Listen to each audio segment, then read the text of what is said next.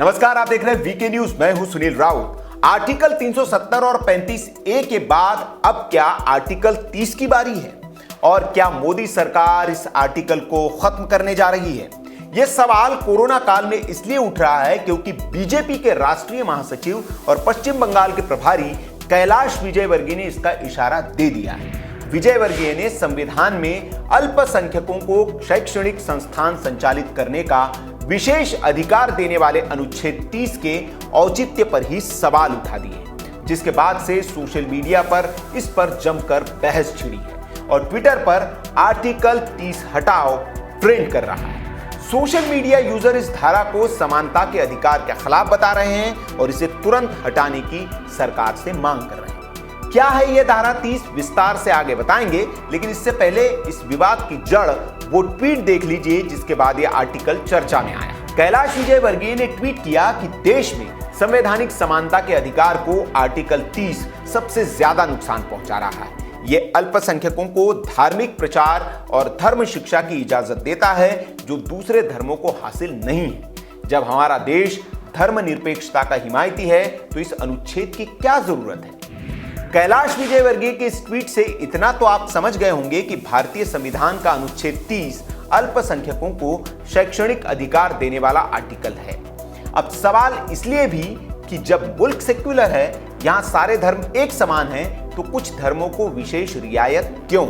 सवाल वाजिब भी है और इसलिए अब कयास लग रहे हैं कि समानता के अधिकार में आड़े आने वाला यह आर्टिकल 30 मोदी सरकार खत्म कर सकती है। इसका इशारा कांग्रेस भी दे रही है।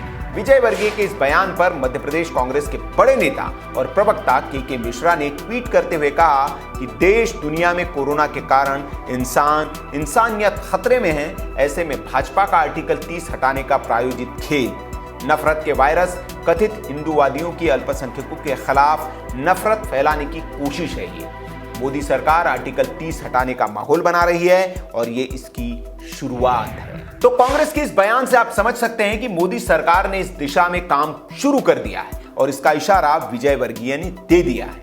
अब बात इसकी कि यह आर्टिकल 30 है क्या।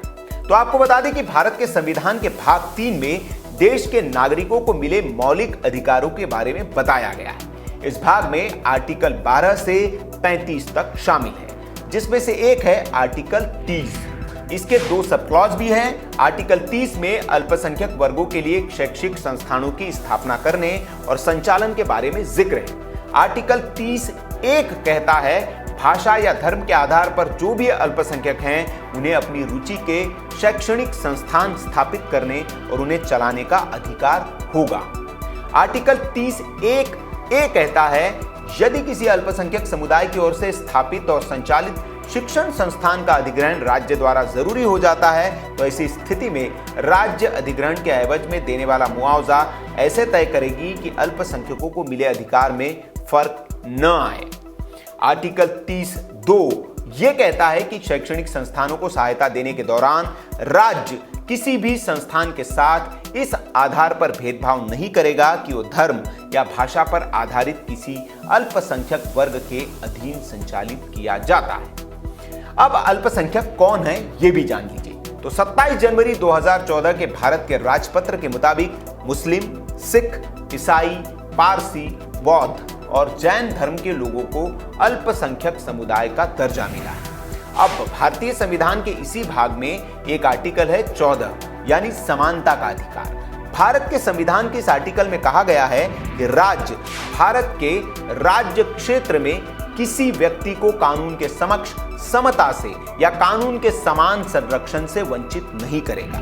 भारतीय संविधान के आर्टिकल 14 के हिसाब से इसका मतलब यह है कि सरकार भारत के किसी भी व्यक्ति के साथ भेदभाव नहीं करेगी। भारतीय संविधान के इसी भाग 3 में मौजूद समता का अधिकार में आर्टिकल 14 के साथ ही अनुच्छेद 15 जुड़ा है। इसमें कहा गया है राज्य किसी नागरिक के खिलाफ सिर्फ धर्म, मूल, वंश, जाति, लिंग, जन्म स्थान या इनमें से किसी के आधार पर कोई भेद नहीं करेगा। तो फिर आर्टिकल 30 क्या है? धर्म के आधार पर एक समुदाय को विशेष रियायत क्यों? वैसे सरकार का यह दायित्व भी है कि वो सबको समान शिक्षा मुहैया कराएं और इस दायित्व में भी यह आर्टिकल बाधा बनता हुआ दिखता है।